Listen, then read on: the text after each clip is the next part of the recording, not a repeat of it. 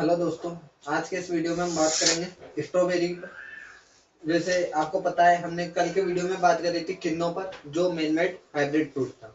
आज के इस वीडियो में हम स्ट्रॉबेरी की बात करेंगे, जो किसके क्रॉस से तैयार होता है। ठीक है, स्ट्रॉबेरी यह भी एक मेन मेड फ्रूट है।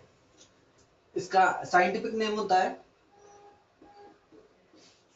फ्रेगेरिया अन्नानासा। फ्रेगेरिया अन्नानासा अन्नानासा। ठीक है, जो फ्रेगेरिया अन्नानासा, जो स्ट्रॉबेरी अपन कहते हैं, ये किस किस के क्रॉस से तैयार होता है। तो दो क्रॉस है, आपको ध्यान रखना है। फ्रेगेरिया चिलोनेंसिस और दूसरा है फ्रेगेरिया वर्जीनियाना। ठीक है, हमने बात करी जो स्ट्रॉबेरी है फ्रेगेरिया अन्नानासा, ये दो के क्रॉस से तैयार होता है, फ्रेगेरिया चिलोनेंसिस, फ्रेगेरिया वर्जीनियाना। अब हम इसमें बात कर लेते हैं, इसमें क्रोमोसोम नंबर कितने होते हैं। इसके क्रोमोसोम नंबर होते हैं 56। अब जो 56 होते हैं ना, इसकी मोस्ट ऑफ वेराइटी अपने को देखने को मिलेगी ऑक्टाप्लॉइड होती है। ठीक है, यानी कि 8x।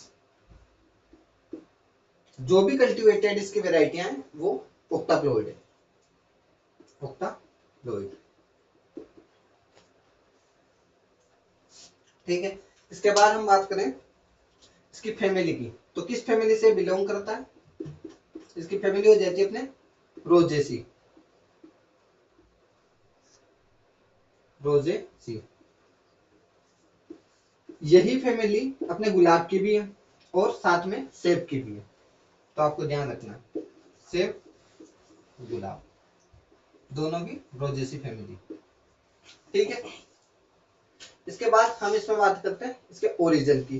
तो ओरिजिन हमने देख ही लिया, ओरिजिन क्या होगा। तो ये एक मेन मेड फ्रूट है, तो हम वो भी लिख ही देते हैं साथ में। Origin main made fruit. ठीक है, मानव निर्मित संकर फल है।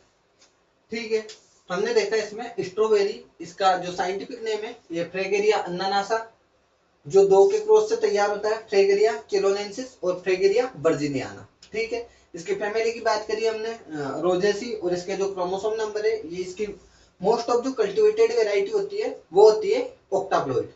इसमें क्रोमोसोम होते हैं 56, और ओरिजिन की बात करें तो ये मेन मेड हाइब्रिड फ्रूट है। इसमें हम कुछ सामान्य जानकारी की बात करेंगे, उससे पहले आप इसका स्क्रीनशॉट ले सकते हो।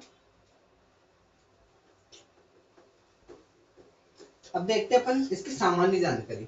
सामान्य जानकारी में देखेंगे हम, आपने लीची का जो फ्रूट देखा होगा, उसमें 98% जो पोर्शन होता है वो इडिबल पोर्शन होता है।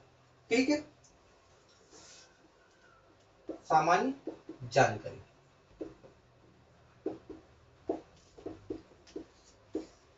इसमें जो 98% पोर्शन होता है वो इडिबल पोर्शन होता है, 98% इडिबल। अब इडिबल पोर्शन क्या होता है, यानी कि खाने योग्य भाग। तो इस बचा 2% क्या होगा, तो बचा 2% इसमें सीड को कंसिडर्ड किया जाता है। ठीक है, इसके बाद हम देखते हैं इसमें और कि इसमें सोर्स किसका होता है, इसको खाने के क्या फायदे। तो ये विटामिन सी की पूर्ति करता है, विटामिन सी का अच्छा सोर्स होता है। ठीक है, किसका स्रोत, विटामिन सी का। इसके बाद देखते हैं हम कि इसका जो हाईएस्ट प्रोड्यूसर कंट्री कौन सी है। हाईएस्ट प्रोड्यूसर कौन सा देश जो इसमें हाईएस्ट प्रोड्यूसर होता है इसका, यूएसए। ठीक है, यूएसए। हमने देखा इसमें जिसकी सामान्य जानकारी में इसका 98% इडिबल पोर्शन होता है, इसमें विटामिन सी से भरपूर होता है, हाईएस्ट प्रोडक्शन इसका कहां पर होता है, यूएसए में। ठीक है, इसके बाद हम देखते हैं इसकी क्लाइमेट।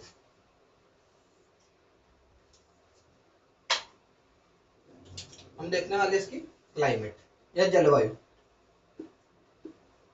तो किस जलवायु का पौधा है, एक टेम्परेट क्लाइमेट का है। ठीक है, टेम्परेट।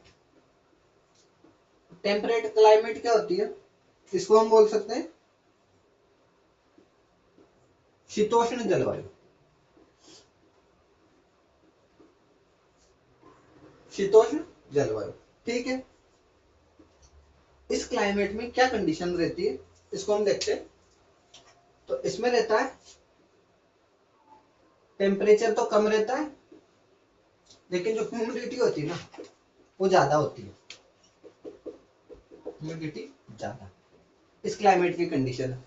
तो मेनली जो स्ट्रॉबेरी होती है ना कहाँ पर ग्रो की जाती है, टेम्परेट क्लाइमेट में, जो अपना नॉर्थ इंडिया वाला एरिया आ जाता है, ठीक है। इसके बाद हम देखते हैं इसमें प्रोपोगेशन किससे होता है, इसके साथ में इसमें ट्रेनिंग मेथड कौन सी है, और इसमें मल्चिंग, मल्चिंग जो इसकी इंपॉर्टेंट कल्चरल ऑपरेशन होता है, ठीक है। तो हम देखते हैं इसको अगली स्लाइड पे।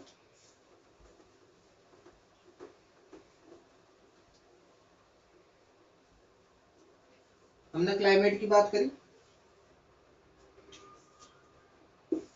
बात करें हम इसका प्रोपोगेशन देख लेते हैं उससे पहले, ठीक है। यानी कि इसका प्रवर्धन किसके द्वारा करेंगे, प्रवर्धन, प्रवर्धन करेंगे इसका रनर्स के द्वारा। अब रनर्स आप समझते हो क्या होता है, रनर्स के द्वारा, और किस में करते हैं अपन, दूब घास में, साइनोडोन डेक्टाइडियम में, दूब घास। कैसे होता है, एक प्लांट होता है, जैसे दूब घास का पौधा आप सबने देखा होगा, ठीक है। ये पौधा होगा हुआ मान लो, तो क्या होगा, ये इसका रूट पोर्शन, यहाँ से एक तने की शाखा निकलेगी, एक प्ररो निकलेगा, जो जिसमें जो नोड होगी ना, ये इसके ऐसे चलेगा आगे, क्षैतिज तरीके से आगे बढ़ता हुआ जाता है, ठीक है। तो यहाँ से क्या होगा, यहाँ से वापिस रूट्स निकलेगी और ऊपर से एक नया पौधा तैयार, फिर रूट्स निकलेगी और सेम नया पौधा तैयार। ऐसे इसमें जितने भी नोड्स होगी ना, हर नोड से एक नया पौधा तैयार हो जाएगा, ठीक है। इसमें हम देखते हैं ट्रेनिंग मेथड, ट्रेनिंग मेथड कौन सी यूज में लेते हैं, ठीक है। तो इसमें लेते हैं अपन मेटेड रो सिस्टम, मेटेड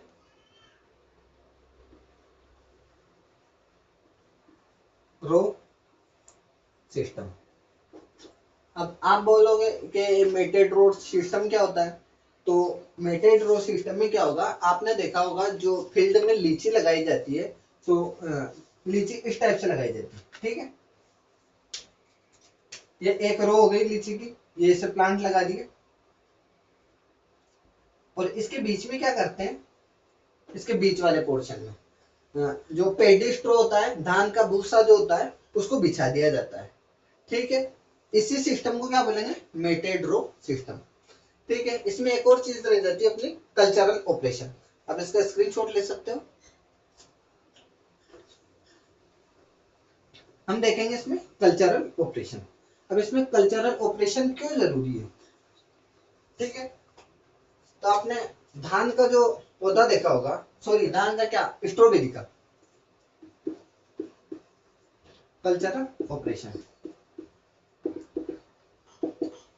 आपने जो स्ट्रॉबेरी का प्लांट देखा है वो कैसे लगे होते हैं, मैंने बताया अभी रो सिस्टम में वो प्लांट लगे होते हैं इस टाइप से, ठीक है।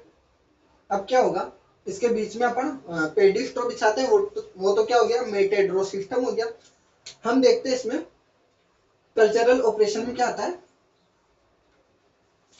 अपन क्या करते हैं, इसमें प्लास्टिक शीट बिछा देते हैं ब्लैक कलर की, ठीक है, हर रो में, और जो जहां पर पौधा होता है ना वहां पर इसको खोल दिया जाता है, ठीक है, ताकि पौधा ऊपर आ सके। सेम हर जगह इसको ओपन किया जाता है जहां से प्लांट निकलता है, ठीक है। और ये प्लास्टिक ब्लैक कलर की प्लास्टिक से शीट से मेनली कवर होता है। अब क्यों कवर होता है, तो इसको क्या बोलते हैं, ब्लैक कलर की जो प्लास्टिक शीट से इसको कवर करते हैं, इसको बोलते हैं मल्चिंग। क्या बोलते हैं, मल्चिंग। मल्चिंग क्यों करते हैं, मल्चिंग करने के क्या फायदे हैं, ठीक है। तो सबसे बड़ा फायदा होता है अपना वीड की जो पॉपुलेशन होती है ना, वीड की पॉपुलेशन, यानी कि खरपतवारों को ये कंट्रोल करता है या डिक्रीज करता है। ठीक है, दूसरा इसका क्या फायदा हो गया अपने, कि टेम्परेचर को इंक्रीज करेगा। ठीक है, ब्लैक कलर की शीट है, टेम्परेचर को इंक्रीज करती है।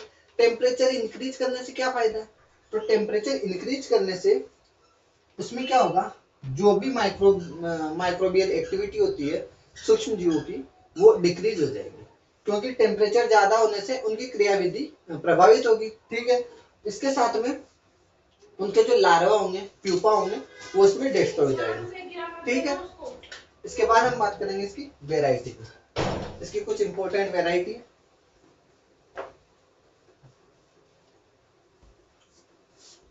जो मेनली ग्रो की जाती है। ठीक है, उस वेराइटी को लिखते हैं हम वैरायटी।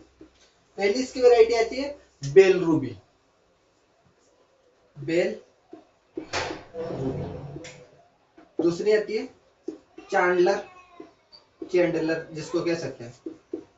तीसरी आती है दिल पसंद। मेनली यही वैरायटी है जो इसकी ग्रो की जाती है। तो इसके साथ में और वैरायटी होती है इसकी पजार और प्रीमियर। इसके साथ में एक और होती है इसकी रेड कोट। मोस्टली जो वैरायटियां होती ये होती है। ठीक है, तो आज की इस वीडियो में हमने स्ट्रॉबेरी के बारे में बात करी है, जो मैन मेड हाइब्रिड फ्रूट था। अगले वीडियो में हम देखेंगे कि कोई एक नए फ्रूट के साथ मिलते हैं जो मैन मेड हाइब्रिड फ्रूट है। इसी सीरीज के साथ हम आगे बढ़ते हुए लगभग सारे मैन मेड फ्रूट को कवर करेंगे। ठीक, थैंक यू।